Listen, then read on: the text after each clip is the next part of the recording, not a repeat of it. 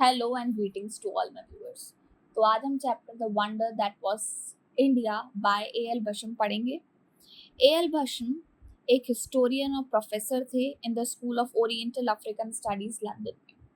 इनका बर्थ 24 मई 1914 में हुआ था और इनकी डेथ 27 जनवरी 1986 में हुई थी।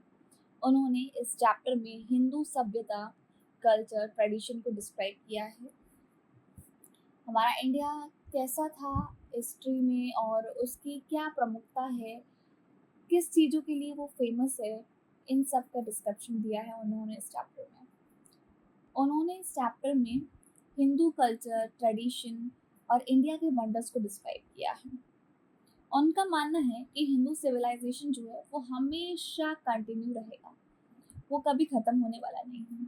जैसे हमारी भागवत गीता है वो हमेशा लोगों को इंस्पायर करती रहेगी कर्म करने के लिए, और जो हमारे उपनिषद हैं लोगों को हमेशा इंस्पायर करेंगे थॉट करने के लिए, बेटर थॉट और सोच विचार रखने के लिए।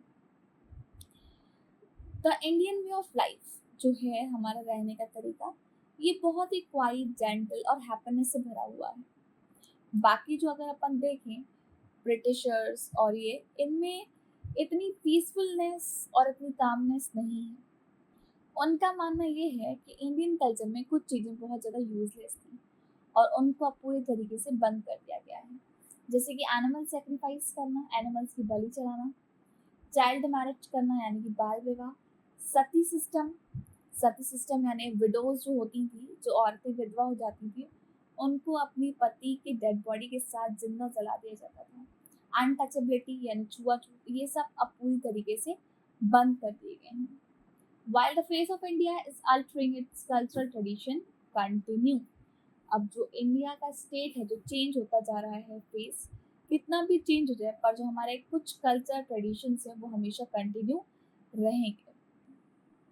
फिर आगे वो बताते हैं कि हमारा जो साउथ ईस्ट एशिया है उसने बहुत सारा कल्चर जो है वो इंडिया से ही रिसीव किया है। बहुत सारी चीज़ें वो इंडिया से ही प्रभावित होकर लेके गए हैं। अर्ली 5th सेंचुरी में जो कॉलोनिस्ट थे वो वेस्टर्न इंडिया से सिलोन में विजिट किए थे। सिलोन श्रीलंका का पुराना नाम है। श्रीलंका में जो विजिट किए थे तो उनको इतना प्रभावित किया था वहाँ के कल्चर ने कि वो वहीं पे धीरे धीरे सेटल होने लगे थे।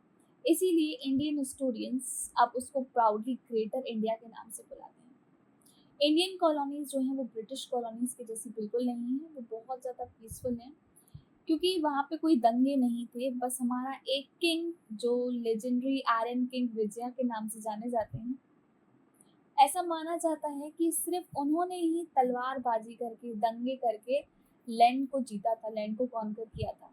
बाकी हर जगह पीसफुलनेस से ही हर मैटर और लड़ाई सॉर्ट की जाती है।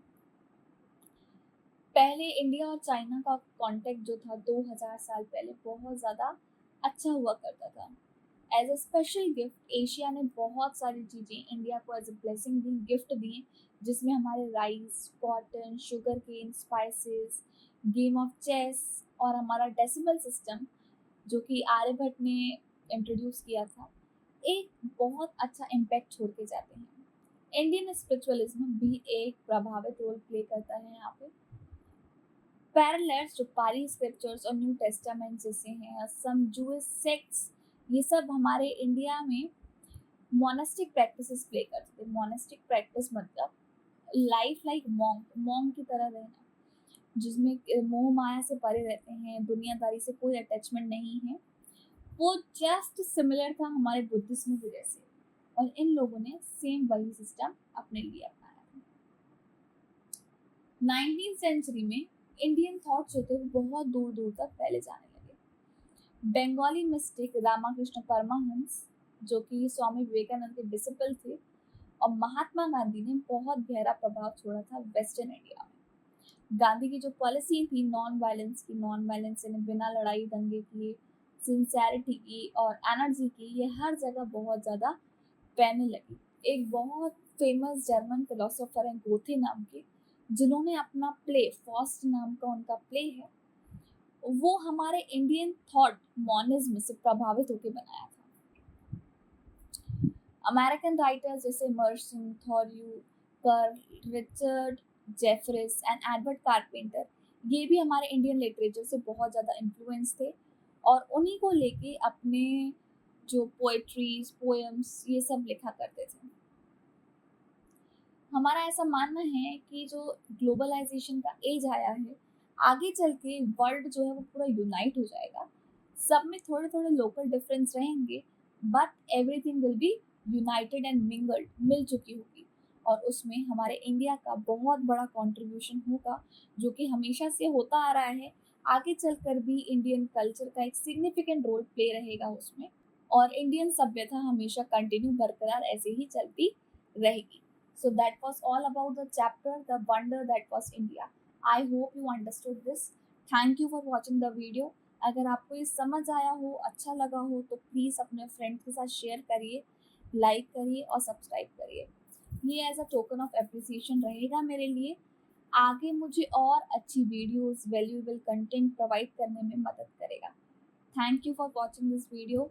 Stay updated, keep reading. Bye bye.